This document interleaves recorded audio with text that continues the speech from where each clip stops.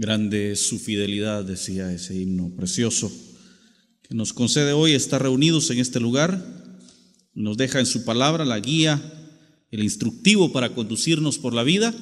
Es alegre verles a cada uno de ustedes en este lugar y ver una nutrida concurrencia esta noche. Que el Señor les bendiga. Abrimos nuestras Biblias en el capítulo 14 del libro de los Hechos. Entre tanto usted lo encuentra. Nuestro agradecimiento y saludo a quienes nos escuchan a través de los diferentes medios que reproducen estas prédicas: Radio Faro Estéreo en 105.9 y www.radiofaro.es.tl. Nuestro agradecimiento a hermano Otto Cruz y Radio Maranata en Jalapa. Asimismo, hermano Juan Carlos García en Santa Catarina Mita y Radio Visión 106.9 de aquel lugar. Nuestro agradecimiento a los hermanos de Radio Dios de Pacto en Jersey, Estados Unidos, a hermano Julián Lobos allá en San Pedro Sula y Radio Visión 101.1 en aquel lugar. Que el Señor bendiga a todas las personas que en esos medios nos escuchan, y a los hermanos que por misericordia del Señor tengan oportunidad de escuchar palabra de Dios a través de El Buen Pastor TV y Porticable de San Manuel Chaparrón. Que el Señor les bendiga. Tenemos ya la porción. Padre, te damos gracias por esta palabra que tenemos frente a nosotros. Pedimos que sea más que agradable a nuestro oído, Señor, que sea realmente lo que nuestro corazón necesita oír, Señor. Redargúyenos si es necesario, repréndenos en tu palabra, pero no queremos, Señor, satisfacer nuestra alma con deleite carnal, sino que tu palabra, Señor, nos moldee y nos haga cada día a tu manera, Señor. Toma a tu siervo, toma mis labios, toma mi tiempo, mi voz, mis articulaciones, mis pensamientos, todo lo tienes tú delante de ti, Señor, para glorificar tu nombre hoy. Pon palabra de sabiduría, palabra de gracia, buen entendimiento, Señor. Y en tu pueblo, Señor, esa disposición del corazón para, como los bereanos, oh Dios, inquirir en tu palabra, hacerla propia y llevarla al terreno de la práctica, Señor. Ignora mi imperfección humana, mi incapacidad, mi humanidad misma, Señor, mis pecados. Y por la urgente necesidad, Señor, que tenemos de acercarnos a ti, rogamos que tu palabra hoy cumpla el propósito para el que la envías. En el nombre de Jesús. Amén. Hay unos pocos versículos del capítulo 14 que no teniendo mucho contenido al cual comentar, vamos a leerlos únicamente. Es el retorno de los apóstoles Pablo y Bernabé, después de haber sido enviados en este primer viaje misionero a Antioquía, a Pisidia, a Iconio, a Listra, y ahora regresan, dice el versículo 24 en adelante. Pasando luego por Pisidia, vinieron a Panfilia, y habiendo predicado la palabra en Perge, descendieron a Atalía. De ahí navegaron a Antioquía, desde donde habían sido encomendados. O sea, ellos salieron de Antioquía. Ahí en Antioquía fue que oraron por ellos y los enviaron a llevar la palabra. Y ahora regresan a Antioquía, según el texto, a la gracia de Dios por la obra que habían cumplido. Y habiendo llegado y reunido a la iglesia, les contaron, les refirieron cuán grandes cosas había hecho Dios con ellos y cómo había abierto la puerta de fe a los gentiles, y se quedaron ahí mucho tiempo con los discípulos. El objetivo en sí de los viajes misioneros fue llevar el evangelio, las buenas nuevas, a los gentiles. Les explicaba en otra ocasión que se ha dado el término gentil por aspectos meramente raciales, cuando en realidad el concepto gentil que el pueblo de Israel tenía era el concepto de la gente que adoraba a otros dioses. Decirle gentil a alguien era decir aquel que no teme a Jehová, sino que tiene otros dioses, indistintamente fuera de la raza que fuera. Vale la pena recordar que el pueblo de Israel, todos los israelitas, todos los judíos guardaban la ley de Moisés y creían en Jehová Dios. Su mayor pecado todo el tiempo fue apartarse de la adoración a Jehová y adorar a otros dioses. Ahora se les presenta un evangelio que es gratis, y a ellos les resulta difícil entenderlo, por cuanto venían históricamente teniendo que cumplir una ley para ser aceptos delante de Dios. Y de eso trata el capítulo 15, de esa situación en cuanto a el guardar o no guardar la ley. En ningún momento guardar la ley va a ser objeto de pecado, o sea, malo guardar la ley. Hay tantas cosas buenas que podríamos aprender de la ley de Moisés y que valdría la pena que practicáramos, pero no como ritual u objeto para llegar a ser salvo. En realidad deben ser cuestiones meramente de orden higiénico, y vamos a ver más adelante. Dice el versículo 1 del capítulo 15: entonces algunos que venían de Judea enseñaban a los hermanos: si no os circuncidáis conforme al rito de Moisés, no podéis ser salvos. Mire qué tremendo, porque entonces se condiciona la salvación a los preceptos de la ley. La ley decía que al niño varón al 8º día había que circuncidarle. Una cuestión, a mí me parecía, mire, cuando yo crecí en el evangelio y oí hablar de la circuncisión, y luego traté de estudiar y averiguar de qué trataba, me parecía algo morboso, algo no muy agradable. Y decía yo, ¿por qué? ¿Por qué un Dios así? Un Dios que se complace y hasta tiene cierta predilección por la gente que hace esas prácticas. La circuncisión, para los que no han leído, no saben, era quitar el prepucio del pene del varón. Y el niño a los 8 días de nacido. O sea, para mí eso era algo grotesco. Luego, cuando tuvimos la ocasión de estudiar medicina y nos dimos cuenta de los beneficios y de las razones, nos damos cuenta que la ley tenía perfección, es una ley divina, pues. Se dice que el ser humano cuando nace trae un 30% apenas de la vitamina K, que es la que permite la sanación de las heridas, la coagulación de la sangre. Trae apenas un 30% de lo que debería tener el ser humano el resto de su vida. Por eso cuando se les corta el ombliguito a los bebés, cuesta que sanen, porque la vitamina K es muy pobre en los bebés. Pero un fenómeno inexplicable para la ciencia es que el 8º día, precisamente cuando Dios manda a circuncidar a los niños israelíes, el 8º día la vitamina K se multiplicaba al 700%. Debería estar a 100 y sube a 700. Circuncidaban al niño al 8º día y al 9º día el niño amanecía sano. Y eso de alguna manera contesta al por qué exactamente al 8º día. Pero adicional a eso, dicen los científicos que las mujeres hebreas en el mundo son las que menos padecen de cáncer de útero. Y es porque el varón en el prepucio, cuando no se bañan, cuando no se asean, guardan ciertas bacterias que luego, al tener relaciones sexuales con la mujer, le infectan de infecciones normales. No estoy hablando de infecciones venéreas, estoy hablando de infecciones, pero que siendo asintomáticas terminan o degeneran en cáncer de útero. De ahí vemos cómo la ley tenía un propósito de parte de Dios para el pueblo de Israel. Torcieron la escritura aquellos hermanos cuando les decían a los hermanos recién convertidos, a los hermanos que venían, que no eran de la creencia judía, cuando se entregaban a Cristo les decían: si no se circuncidan no pueden ser salvos. Eso está como aquellos que obligan que hay que guardar el sábado. Y dice que es ley perpetua y que aquí, que lo otro, y que si no guardamos el sábado somos igual que los católicos y un montón de situaciones. Miren, nosotros no guardamos el domingo, ni guardamos el sábado. Nosotros estamos guardados en Cristo. Él es nuestro Shabbat. Cuando Él dijo: vengan a mí los trabajados y cargados, yo los haré descansar, el original del texto dice: yo seré su descanso. Y si leemos la carta a los hebreos, Él llama al ser humano a descansar en Él. Él es nuestro reposo. Entonces nosotros encontramos en Cristo ese bien, ese todo que nos hizo salvos.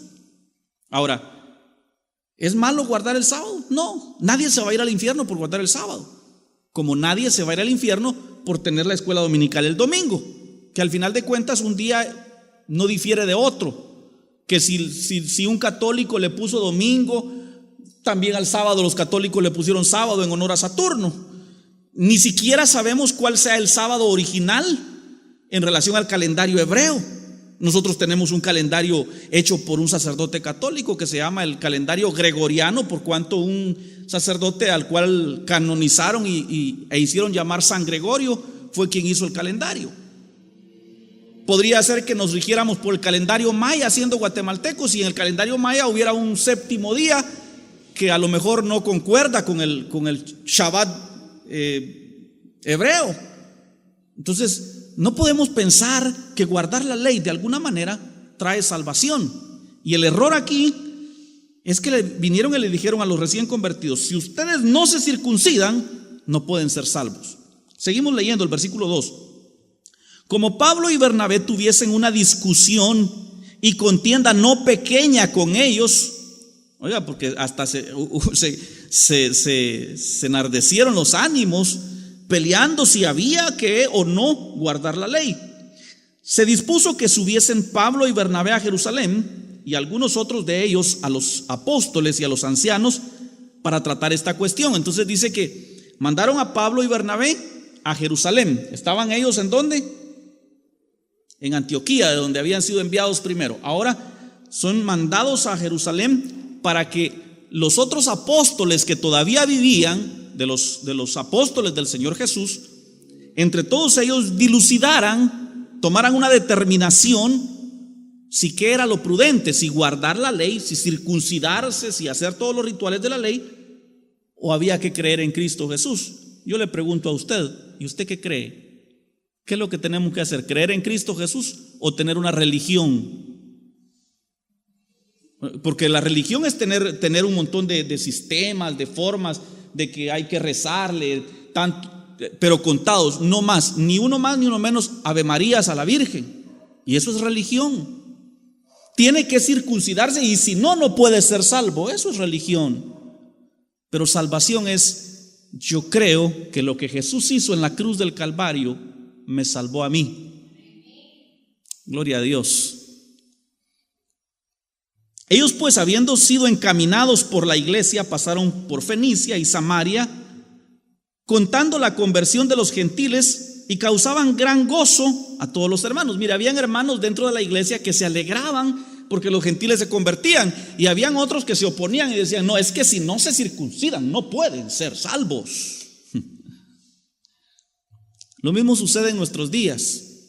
Hay un evangelio religioso e iglesias enteras que lo que tienen es una religión, donde si usted no usa la camisa manga larga y los zapatillos de charol bien lustrados. Estaba oyendo en esa radio nueva su canción que pusieron ahí. Estaba la peladera que tira la chancleta. Mi hermano decía: la chancleta son los aretes, son las pinturas, los chancletas del vestido, y hacen todo una religión de algo que ni siquiera tiene fundamento en la Escritura. El llamado del Señor, mis hermanos, es a creer en Cristo. Si al creer en Cristo tú decides cambiar tu manera de vestir con el ánimo de honrarlo, bienvenido sea. Pero si la iglesia te impone un código de vestido, si la iglesia hasta te pone un uniforme, entonces eso es religión. Cuando tú respondes al amor de Dios cambiando tu estilo de vida, entonces eso es amor. La iglesia local, nosotros aquí, lo que queremos es de que usted venga al culto, no porque tengo que ir al culto, sino porque yo quiero ir al culto. Esa diferencia, mis hermanos, nos hace no religiosos, sino hijos de Dios. El religioso, como les digo, tiene que ir a misa de 6 a adorar al Santísimo. Tiene que ir a esa hora, porque en otra hora no se puede. El nacido de nuevo se siente angustiado, se encierra en su cuarto, dobla sus rodillas y encuentra a Cristo. Pero si no está en su... Mire, si va manejando como el hijo de don Rufino, ahí con los ojotes abiertos le va hablando al Señor, le va diciendo: Señor, esto y esto me pasa. Porque no es necesario doblar las rodillas ni cerrar los ojos. lo hacemos como un acto de adoración, pero no es una condición. Nuestro evangelio no está condicionado, mis hermanos. Por eso aquí el que quiere venir, viene. Gloria a Dios por los que vinieron. Y el que se quiere ir, que se vaya. No hace falta el que se va ni estorbo el que viene, porque aquí lo que se hace de voluntad. Y eso es lo que tenemos que, y no es que no le tengamos amor a usted. Claro, le amamos. Y no quisiéramos que nadie se fuera, quisiéramos que todas las noches hubiera una concurrencia bien nutrida. Pero al final, ¿y a la fuerza para qué pues? No se trata de dar diezmos, de pagar ofrendas, de cumplir con que ya viene la primicia, que se trata de adorar a Dios con nuestros actos. Portarnos bien no porque es una ley, sino porque lo amamos. Pero algunos de la secta de los fariseos, versículo 5, que habían creído, se levantaron diciendo: es necesario circuncidarlos y mandarles que guarden la ley de Moisés. Mandarles, eso ya es obligado. Y se reunieron los apóstoles y los ancianos para conocer este asunto. Y después de mucha discusión, Pedro se levantó y les dijo: varones hermanos, vosotros sabéis, como ya hace algún tiempo, que Dios escogió que los gentiles oyesen por mi boca la palabra del evangelio y creyesen. Y Dios, que conoce los corazones, les dio testimonio dándoles el Espíritu Santo, lo mismo que a nosotros. Pablo usa el argumento en relación al Espíritu Santo y dice que el Espíritu Santo lo recibieron los gentiles aún no guardando la ley. Entonces les está diciendo: señores, si Dios no hizo acepción de ellos y les dijo: miren, si ustedes no guardan la ley, si no se circuncidan, no les doy el Espíritu Santo, eso no lo hizo Dios. Entonces ahora, ¿quiénes son ellos para venir a imponerle una carga a los hermanos? Y mire qué tremendo lo que sigue diciendo. Versículo 7. Y después de mucha discusión, Pedro se levantó y les dijo: varones hermanos, vosotros sabéis cómo ya hace algún tiempo que Dios escogió que los gentiles oyesen por mi boca la palabra del evangelio y creyesen, y Dios, que conoce los corazones, les dio testimonio dándoles el Espíritu Santo, lo mismo que a nosotros. Y ninguna diferencia hizo entre nosotros y ellos, purificando por la fe sus corazones. ¿Cómo se purifica el corazón? Por las obras, por guardar la ley.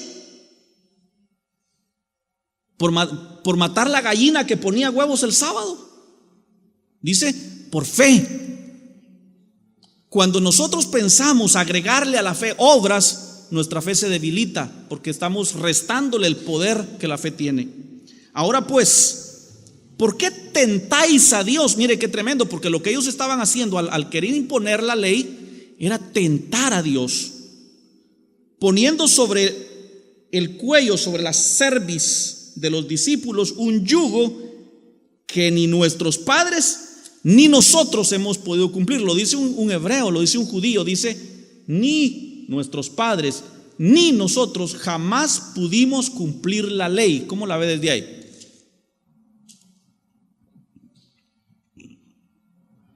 Si ellos, que por herencia les correspondía, no pudieron guardar la ley y tuvieron que ser salvos ya no por la ley sino por la fe en Jesucristo, ahora, ¿por qué imponerle a los recién convertidos un yugo que ni ellos habían podido llevar? Versículo 11. Antes creemos que por la gracia, por la gratis salvación del Señor Jesús, seremos salvos de igual modo que ellos. Pedro, un judío, reconoce que no se pudo salvar por la ley y que tuvo que acudir a la gracia de Jesucristo. Este mensaje es tremendo, hermanos. Solo en Cristo hay salvación. No hay otra persona, no hay otro medio, no hay nada que usted pueda hacer, quitarle o ponerle. Simple y sencillamente Jesús pagó todo el precio en la cruz del Calvario, y lo que pide es que creamos que ese sacrificio me alcanza a mí.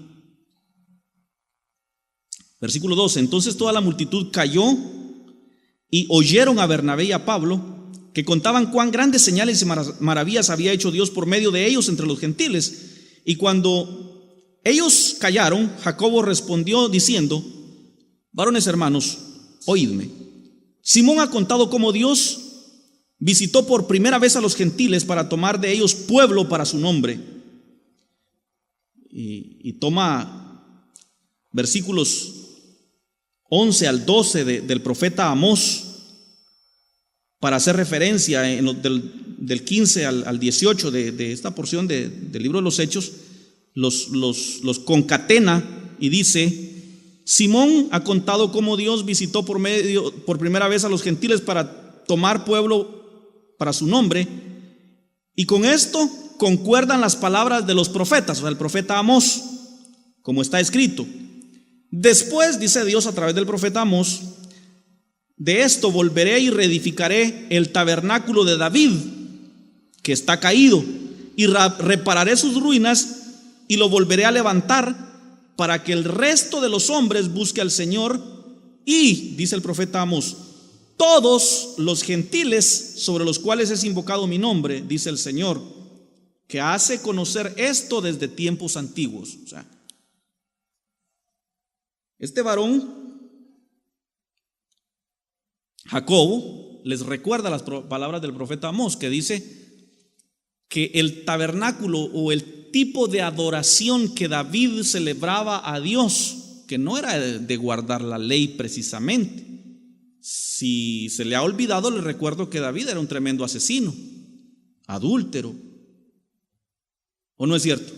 Y sin embargo dice la Escritura que David tenía un corazón conforme al corazón de Dios. Y no estoy justificando los adulterios y los asesinatos de David, pero estoy diciéndole que un corazón contrito y humillado, palabras del mismo David, no desprecia a Dios. A cambio porque sacrificios no quiero, dice el Señor. Él no quiere que usted se sacrifique y que usted tenga que hacer y tengo que ir. Él quiere que usted le adore, que usted le ame con todas sus fuerzas, y eso hace la diferencia. Y lo dice el mismo David. Entonces dice que ese tipo de adoración que David tenía delante de Dios sería restaurado, sería reparada sus ruinas, y volvería el Señor a levantarlo para que el resto de los hombres y todos los gentiles sobre los cuales se ha invocado su nombre viniesen a Dios. Entonces esta palabra del profeta Amós se refiere a estos tiempos en donde a través de Jesucristo nosotros podemos acercarnos a Dios. Aleluya. Por lo cual yo juzgo, dice Jacobo, que no se inquiete a los gentiles que se convierten a Dios, que no los estén molestando, pues, sino que se les escriba y menciona unas pocas cosas de la ley que guardar. Y dice que se aparten de las contaminaciones de los ídolos, de fornicación, de ahogado y de sangre. Menciona 4 cosas. Cuando habla de contaminación de ídolos, hermanos, definitivamente nosotros no tenemos a nadie más a quien darle nuestra adoración sino al Señor. Por ahí dicen que no las veneran, que no las adoran, solo las veneran. Busque usted en el diccionario la palabra venerar y busque la palabra adorar, y se va a dar cuenta que lo mismo significan. No hay que ser decano de la universidad o maestro en ciencias idiomáticas, simplemente un poquito astuto y averiguar que lo mismo significa. Y dejemos el significado de la palabra adorar o venerar. Miremos qué es lo que hacen con las imágenes. Se arrodillan delante de ellas, les hacen reverencia, les piden a esos muñecos. Entonces, ¿las adoran o no? ¿Las adoran o no? Yo creo que basta con tener 3 dedos de frente. Algunos ya nos está cayendo el pelo, ya tenemos 5.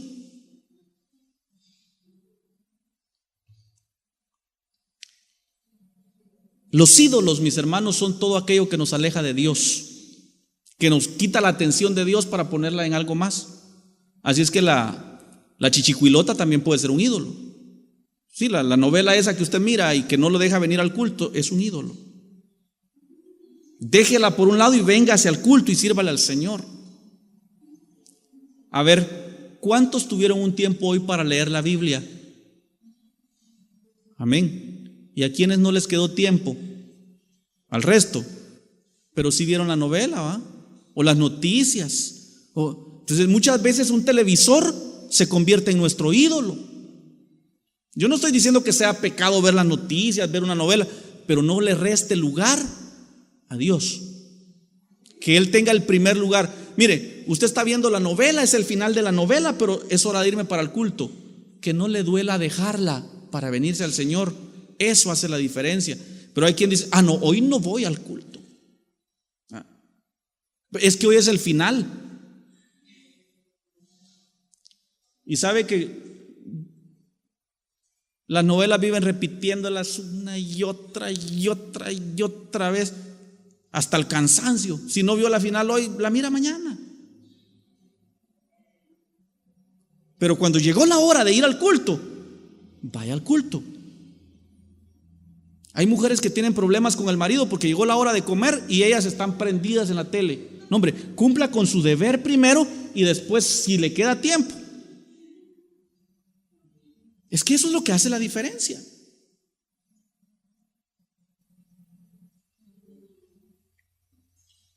Hermanos, que nos apartemos de ese tipo de idolatría, dice. ¿Sabe cuál es la peor idolatría de todos los tiempos? A ver, ¿alguien tiene idea? No, el smartphone resultó hace poco, son modernos. ¿Sabe cuál es la peor idolatría de todos los tiempos? Detrás de esto anda todo el mundo. Y el amor al dinero es la raíz de todos los males. ¿Ya? El amor al dinero, y es que no estoy diciendo que el dinero es malo, el amor al dinero. Dejamos de servirle a Dios porque es que tengo que trabajar, es que tengo que ganar, es que tengo que hacer. Y todo redunda en cuestiones materiales, porque el dinero me permite comprar esto, porque puedo comprar una loción que yo quería, una pintura que yo quería, un vestido que yo quería, un par de zapatos que yo quería, una casa que yo deseaba, un carro que... Y entonces el dinero se vuelve, es el medio mediante el cual adquirimos todas las cosas. Y entonces se toma tanto valor del dinero que, como dijo el chiste de aquel de nuestro honorable señor presidente, a este nito por pisto, hasta allá atrás ya le han visto.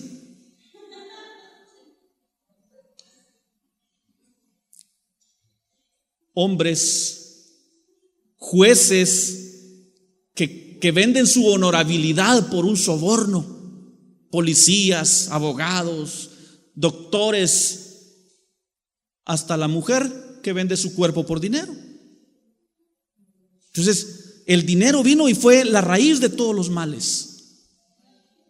El dinero no es malo, malo es que ese dinero ocupe el lugar de Dios en nuestras vidas. Que Dios sea el centro, la razón de nuestra vida, y se va a dar, mire, cuando usted cambie sus prioridades y se dé cuenta que Dios es el todo de su vida, se va a dar cuenta que el dinero no le hace falta. Pero cuando usted tenga su vista puesta en el dinero, todo el día, toda la vida va a pasar malayando y que yo quiero más, y es que no me alcanzó, y es que quiero hacer aquello, es que no, porque toda su vista está puesta ahí. Ponga la vista en Cristo, puesto los ojos en Jesús, y cambiamos toda nuestra estructura de vida. Luego dice de fornicación. Fornicación se aplica al aspecto sexual. Se ha hecho un gran pleito con respecto a la interpretación de la palabra fornicar, fornicarios, adúlteros, y pensamos que la santidad que Dios demanda de nosotros es una santidad meramente ritual. Y yo quiero que usted note por qué se dan estos mandamientos. Se menciona la contaminación a los ídolos, la fornicación, el ahogado y la sangre. ¿Por qué? Los cuatro tienen que ver con apartarnos a nosotros de cuestiones que nos hacen estar sucios. A ver, ¿de dónde vienen las enfermedades venéreas? de las relaciones sexuales ilícitas. Entonces, ¿por qué Dios dice no vayan a fornicar? Porque Dios no quiere que disfrutemos, Dios quiere que vivamos así reprimidos. O porque Dios quiere evitarnos una enfermedad. ¿Por qué Dios dice que no vayamos tras los ídolos? Porque dice el apóstol Pedro que detrás de la adoración a los ídolos hay una doctrina de demonios. ¿Por qué Él no quiere que usted vaya donde el brujo, donde tienen la imagen del Sagrado Corazón? Porque ahí hay demonios y usted va a ser contaminado. ¿Me entiende? En realidad no es porque Dios quiera prohibirte, porque Dios es un Dios así tan delicado que, cuidado, no toque, no pruebe. Es porque te quiere. Pues cuando usted le dice al niño no te vayas a salir para la calle, no es porque a usted no le gusta que él se divierta jugando pelota. Usted le dice no te vas a salir a la calle porque usted no quiere que le pase nada malo. En esa misma forma Dios nos protege en su palabra y dice que tengamos el cuidado de no contaminarnos con ídolos. Y habla la palabra contaminación, ¿o no dice así? Así dice, ¿verdad? A través de la fornicación, a través del acto sexual se transfieren bacterias que producen enfermedades, y a través de las relaciones sexuales también se transfieren demonios. Gente que anda endemoniada y usted se acuesta con él, con ella, se transfieren los demonios. Y el Señor habla de que nos apartemos de eso. No está diciendo, hermanos, miren, hay que guardar toda esta ley y hay que hacer esto, que hay que rezar tantos, que hay que poner 7 veladoras. No, dice cuestiones muy específicas porque Él quiere protegernos, porque Él quiere cuidarnos, que nos vaya bien. Y luego menciona 2 cuestiones que tienen que ver con la alimentación y dice de ahogado y de sangre. Y es que desde un principio Dios estableció que la sangre es el motor de la vida, y que la sangre, desde cuando uno comía carne, había que degollar el animal y vertirla en el suelo. Puesta en el suelo, se volvía tierra de nuevo y era recibido por Dios. Y que la carne ya sin sangre se comía. Entonces Él dice, no coman ahogado, pero no coman sangre también, porque hay quienes degüellan el animal y recogen la sangre para hacer una zumoronga. Lo mismo sale. Ahora, ¿por qué evitarnos de la ingesta de sangre y de ahogado? Porque otra vez Dios nos está librando de enfermedades. Lo que Dios está haciendo es protegiendo a su pueblo. Si leemos la ley, dice que todos los animales que ellos comían eran degollados, vertida la sangre, y toda la gordura se le quitaba al animal y se quemaba en el fuego como holocausto, como ofrenda a Dios. El humo, aquel olorazo que sube cuando están haciendo, era la ofrenda a Dios. Y ellos se comían la carne magra, sin grasa. ¿Sabe por qué todo el mundo padece hoy de colesterol, triglicéridos, hígado graso, colon irritable, obesidad? Porque nos gusta hartarnos la grasa, perdone la expresión. Entonces la ley en sí no es mala, es buena, pero no salva. Eso es lo que quiero dar a entender aquí. Toda la ley, si usted tiene tiempo y haga el tiempo de leer el Antiguo Testamento y la ley, qué animales comer, qué animales no comer, cómo comerlos, léalo todo y póngalo en práctica, va a ver que usted va a llevar una vida sana. Así de sencillo. Pero no salva. Cristo Jesús salva. No se trata de guardar una ley para ser salvos. Se trata de ser salvos en la sangre preciosa de Jesucristo y conducirnos prudentemente para vivir bien, hombre, para vivir sanos. Si se da cuenta, los apóstoles en este concilio, en esta reunión que hicieron los apóstoles para dilucidar si qué se hacía con los gentiles convertidos, tomaron la determinación y por medio del Espíritu Santo decidieron que lo único que se les iba a pedir, oiga cómo dice, por lo cual yo juzgo que no se moleste a los hermanos, que no se les inquiete a los gentiles que se convierten a Dios, sino que se les escriba que se aparten de contaminaciones de ídolos, de fornicación, de ahogado y de sangre. No dice que se les prohíba, se les pida. Porque Moisés desde tiempos antiguos tiene en cada ciudad quien lo predique en las sinagogas, desde donde es leído cada día de reposo. Entonces pareció bien a los apóstoles y a los ancianos, con toda la iglesia, elegir de entre ellos varones y enviarlos a Antioquía con Pablo y Bernabé, a Judas, que tenía por sobrenombre Barsabás, y a Silas, varones principales de los hermanos, y escribir por conducto de ellos los apóstoles y los ancianos y los hermanos, a los hermanos de entre los gentiles que están en Antioquía, en Siria y en Cilicia, salud. Esta es la carta, este es el saludo. Por cuanto hemos oído que algunos que han salido de nosotros, a los cuales no les dimos orden, os han inquietado con palabras, perturbando vuestras almas, mandando circuncidaros y guardar la ley. Nos ha parecido bien, habiendo llegado a un acuerdo, elegir a varones y enviarlos a vosotros con nuestros hermanos amados, Bernabé y Pablo, hombres que han expuesto su vida por el nombre de nuestro Señor Jesucristo.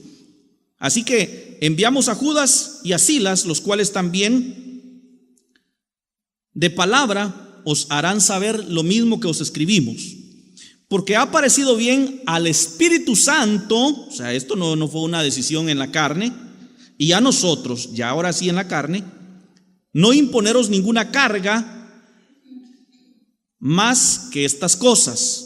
Y ahora menciona las que estábamos viendo: que os abstengáis de lo sacrificado a los ídolos. Ahora habla de la carne que se sacrificaba a los ídolos, de los animales que sacrificaban en adoración a los ídolos. No coman de esa carne, no porque la carne en sí tenga algo malo, sino porque eso había sido sacrificado de manera diferente, o había sido ofrecido de forma diferente, seguramente con todo y la sangre, ahogado, con grasa, y de paso había contaminación de demonios. Entonces de eso no coman sangre, y no coman animal ahogado, y absténganse de fornicación. No anden en los bares, muchachos. Para eso tienen su mujercita, eso es lo que estaba diciendo. Así de sencillo, porque estaba protegiendo al pueblo de Dios de toda enfermedad, de toda situación fuera de lo normal, de las cuales cosas si os guardáis, bien haréis. O sea, no dice si los guardáis seréis salvos, o habla de salvación ahí. Dice que estamos haciendo bien, y luego cierra con un saludo que dice: pasadlo bien. Los últimos 5 versículos. Así pues, los que fueron enviados descendieron a Antioquía, y reunido a la congregación entregaron la carta. Habiendo leído la cual, se regocijaron por la consolación. O sea, aquellos estaban afligidos que les iba a tocar aprenderse una ley que nunca habían guardado, y ahora vienen los hermanos y les dicen: no se preocupen, mucha. Y ellos se sienten consolados porque la salvación que habían recibido era efectiva sin necesidad de guardar la ley. 32. Y Judas y Silas, como ellos también eran profetas, dieron palabra de consolación y confirmaron a los hermanos con abundancia de palabras. Y pasando algún tiempo allí, fueron despedidos en paz por los hermanos para volver a aquellos que los habían enviado.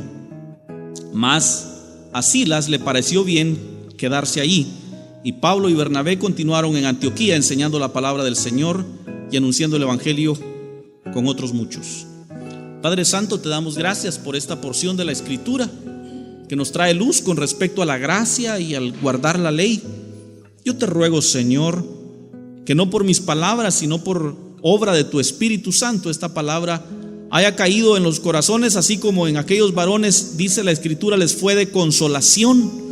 Así, Señor, esta palabra traiga consuelo a aquellos que por alguna razón han estado tratando de cumplir con los requisitos de la religión evangélica y no han podido cumplirla. Que entiendan de una vez y por todas que nuestra salvación no depende de nuestras buenas obras, sino del creer plena, ciega y totalmente en la sangre que fue derramada en la cruz del Calvario. Nos volvemos a ti, Jesús, y no a nuestras obras.